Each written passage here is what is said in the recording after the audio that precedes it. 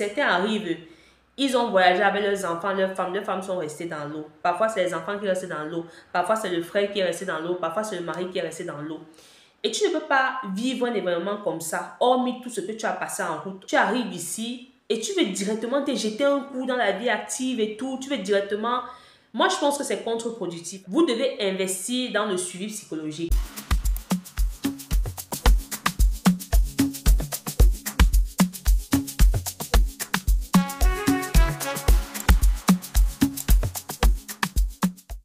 Les amis, il y a une tragédie qui s'est passée il y a quelques jours. Il y a eu un naufrage en mer Méditerranée le 16.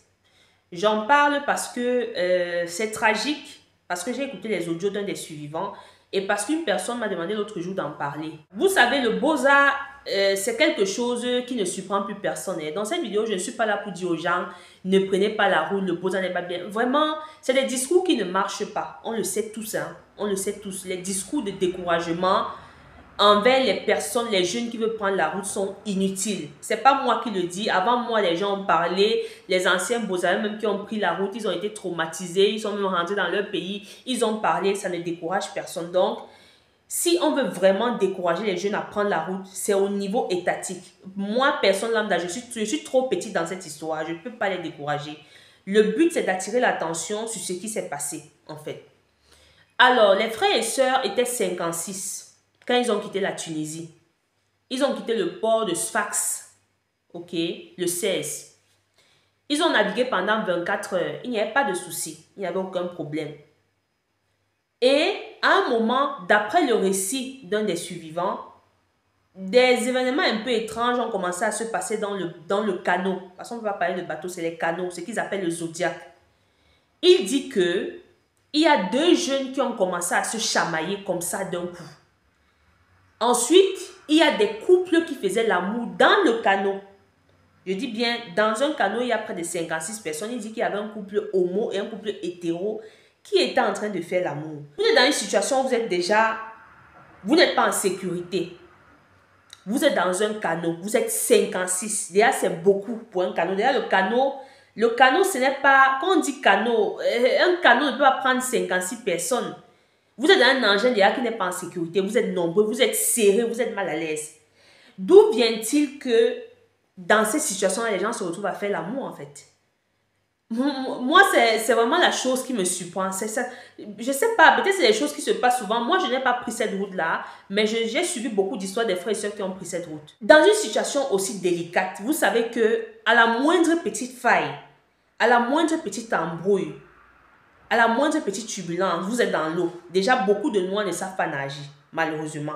Même si tu sais nager, vraiment, nager de la piscine, nager du marigot et nager de la Méditerranée, c'est des nager différents. Hein? Même si tu sais nager, quand le truc a déjà chaviré et que tu es dans l'eau avec les vagues, on parle là-bas, ça c'est la nage des professionnels. Hein? Ce n'est pas la nage de la piscine que les gens partent nager le week-end là. Donc, tu es conscient de tous ces événements. Qu'est-ce qui t'empêche de rester calme?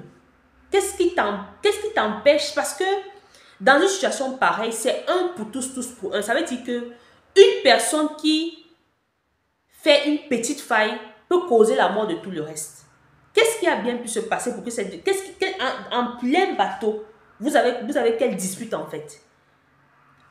Votre préoccupation n'est pas plutôt d'arriver à bon port. Ceux qui font l'amour dans le bateau, vous ne pouvez pas arriver à bon port avant de faire l'amour. Si en faisant l'amour dans vos secousses là, le bateau chavire. En fait, j'ai essayé de comprendre cette histoire. Je n'arrive pas à comprendre en fait. Près de quarantaine de personnes, ils sont morts. Des jeunes, des femmes, des pères, ils sont morts à cause de... Je ne sais pas si c'est l'irresponsable. Je ne veux pas accuser les frères là qui se sont disputés ou ceux qui faisaient l'amour. Parce que j'ai écouté le récit, j'ai regardé les commentaires sur cette affaire et certains frères et sœurs disent que c'est un chemin qui te met face à des événements très étranges en fait. J'avais rencontré un frère nigérien. Un jour, j'étais dans mon ancienne ville, je marchais comme ça dans la rue. Il m'a aperçu, il m'a salué. J'ai répondu. Bon, il a essayé d'entamer la conversation. En fait, il voulait me draguer en fait. Voilà, disons ça comme ça.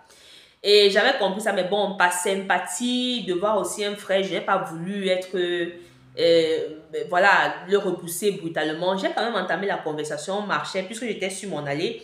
Bon, il me suivait, on marchait ensemble. Il me parlait de lui, il disait voilà et tout, moi je suis telle personne, voilà, je suis venu par la route et tout. Je lui ai dit que mais par la route là, vous êtes faux, hein, c'est pas facile et tout. Comment vous faites pour venir? Et donc c'est comme ça que dans la conversation, il m'explique et tout. Il dit qu'il a vécu une scène étrange quand il était en route. Alors il était en train de marcher dans le désert et il dit que dans le désert, si tu es une personne qui a un certain degré de sensibilité, tu sens qu'il y a des esprits qui veulent t'empêcher d'avancer. C'est ce que le frère là m'avait dit. Je n'ai pas pris la route.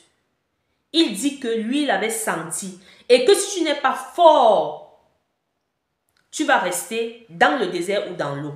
L'ONU a fait un rapport selon lequel les décès de migrants, la majorité des décès de migrants se passent dans l'eau. Donc ça veut dire que les gens meurent beaucoup plus par noyade.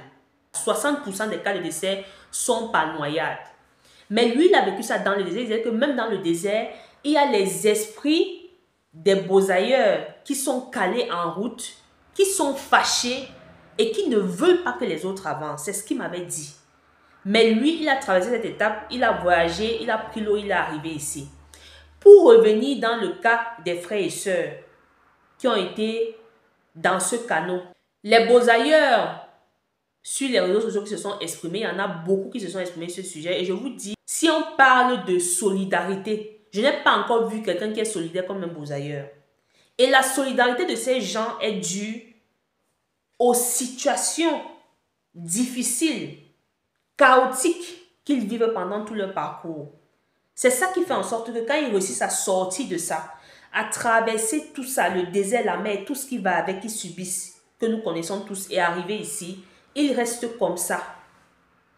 Alors les Bozailleurs disaient que l'eau, en fait, que le problème, ce n'est pas ces jeunes qui se sont disputés ou les gens qui faisaient l'amour, que dans l'eau, il y a des phénomènes étranges qui peuvent te pousser à avoir des actes incontrôlables, en fait. C'est ce qu'ils disent. Parce que justement, ils ne comprennent pas comment des gens, au lieu de rester tranquilles et éviter le pire, se mettent à avoir des actions qui vont plutôt les pousser à la mort. Parce que moi, si je suis dans un canot, je suis dans l'eau, je fais tout pour rester dans mon coin, rester tranquille. Je me protège d'abord, c'est mon instinct de survie. Et je protège aussi les autres. Mais comment c'est quand tu es dans l'eau que tu commences à t'agiter? Pourtant, tu sais que cette agitation va conduire à la mort, à ta propre mort et à la mort des gens.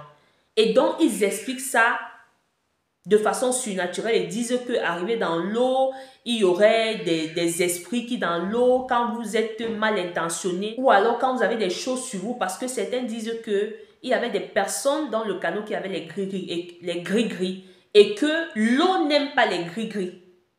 Que l'eau n'aime pas les gris-gris. Que toutes les fois où on voit des bateaux, des canots, des zodiacs, comme ils appellent, qui coulent, c'est souvent dû au fait qu'il y a des personnes qui, pendant le trajet, gardent sur eux des gris-gris. Pourtant, à la base, avant de monter, on fouille les gens pour justement enlever tout ce qui est gris-gris, boucle et tout. Même à l'époque, j'avais connu une fille ici en Italie qui m'avait dit que dans l'eau, les femmes, tu n'entres pas avec les bijoux. Tout ce qui est, et ça, c'est quelque chose que je connais, c'est connu. Je vous dis, même si vous allez à la piscine ici un jour en Occident, si vous avez des bijoux sur vous, enlevez. L'eau et les bijoux, non. On n'entre pas dans l'eau avec les boucles, les bijoux, les machins, ça ne se fait pas. Vous risquez de caler là-bas. Est-ce que dans ce canot, il y a des gens qui avaient des bijoux sur eux cachés? Est-ce qu'il y a des gens qui avaient des gris-gris? Est-ce que c'est les esprits de l'eau, je ne sais quoi, qui ont poussé ces gens à s'agiter et causer le naufrage et par conséquence la mort de plein de personnes? Je ne saurais vous répondre. Mais une chose quand même que je voudrais dire, c'est que les frères et sœurs qui prennent la route ne doivent pas négliger leur suivi psychologique.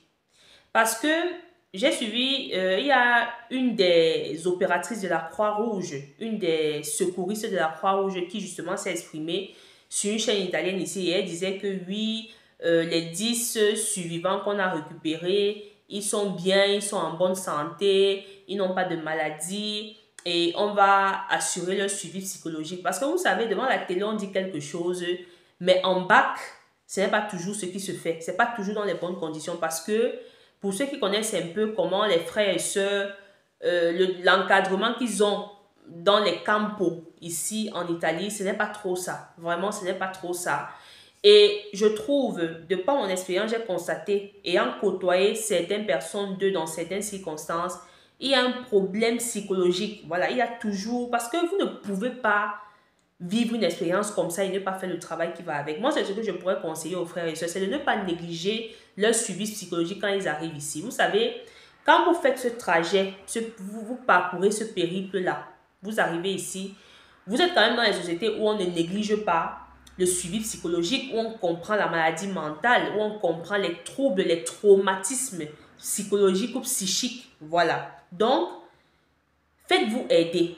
Faites-vous aider parce que ce qu'on constate, c'est que quand beaucoup d'eux arrivent ici, certains arrivent, ils ont voyagé avec leurs enfants, leurs femmes sont restées dans l'eau. Parfois, c'est les enfants qui restent dans l'eau. Parfois, c'est le frère qui est resté dans l'eau. Parfois, c'est le mari qui est resté dans l'eau.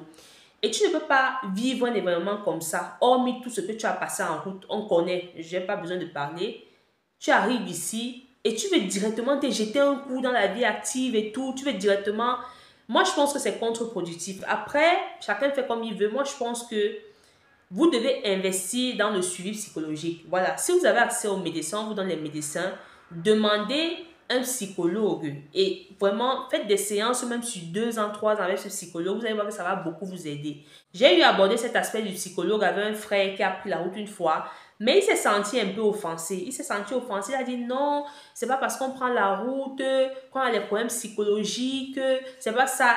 Oui, mais le malade, parfois, ne sait pas qu'il est malade. Hein, parce que les traumatismes qu'on vit sont ancrés en nous. Ce n'est pas des maladies comme quand tu as mal au pied, ça te fait mal, ou alors tu t'es blessé, on voit que tu es bandé. C'est des trucs qui sont enfouis et qui sont sourds en fait. C'est des trucs qui sont cachés en nous et qui ressortent parfois de façon brusque.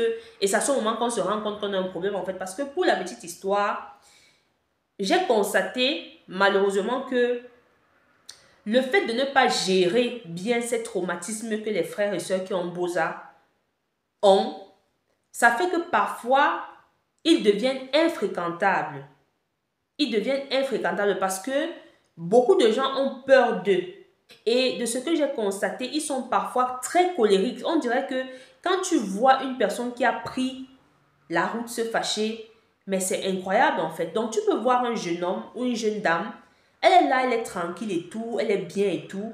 Mais pour un petit truc, elle se fâche ou il se fâche. Et c'est une colère incroyable. Et c'est une colère qui, selon moi, de ce que j'ai vu, cache un traumatisme vécu en route pendant le trajet. C'est pour ça que j'insiste sur le fait de ne pas négliger, vous, mes frères et sœurs qui prenez ces routes, le suivi psychologique. Ça va beaucoup vous aider. Ça va vous aider à être équilibré, à guérir de ce traumatisme d'avoir vu un frère, son enfant, sa femme mourir sous l'eau devant ses yeux. On ne peut pas vivre un truc comme ça et venir vouloir directement chercher l'argent, avoir une vie normale. Non, ce n'est pas possible. Ce n'est pas possible. Faites-vous suivre. Parce que pour ce jeune homme, par exemple, le jeune homme qui a partagé l'audio où il disait que son petit frère criait à l'aide et finalement il n'a pas pu l'aider, il est parti. Moi, je pense qu'il doit être suivi. Et malheureusement, quand la Croix-Rouge, les secouristes de la Croix-Rouge se placent devant les caméras, ils ont des discours très mielleux et tout. Mais après, le suivi psychologique dont ils parlent, ce n'est pas vraiment ça en fait. Ils vont te poser 2-3 questions et après, voilà, c'est pas vraiment approfondi. Pourtant, ces gens ont besoin d'un soutien psychologique approfondi. Vraiment, c'est tout ce que je peux dire. Et vraiment, que les âmes des frères et sœurs qui sont morts pendant ce naufrage puissent trouver la paix. Parce que ce n'est pas... Personne n'aimerait mourir dans cette condition-là. Personne n'aimerait mourir comme ça. Que leur famille aussi puisse trouver la paix parce qu'ils vont devoir faire un deuil sans corps. Voilà, c'est aussi un traumatisme pour les familles qui, au final, n'acceptent jamais même que la personne est morte parce que tant qu'on ne voit pas les corps, on a toujours espoir. Et c'est ça le plus choquant dans le Bosa en fait. Moi, je suis contre le Bosa, moi je suis contre le fait de prendre la route parce que je pense que ça détruit plus l'individu. Qu'on arrive à destination ou pas. Non seulement ça tue beaucoup de personnes, plein de cadavres dans les déserts, dans la mer, et même quand ils arrivent, il y a des séquelles qui sont enfouies en eux et qui le plus souvent sont mal gérées en fait. Donc vraiment, courage aux familles des victimes, courage aux survivants et j'espère que vous allez suivre mon conseil et miser vraiment sur votre suivi psychologique.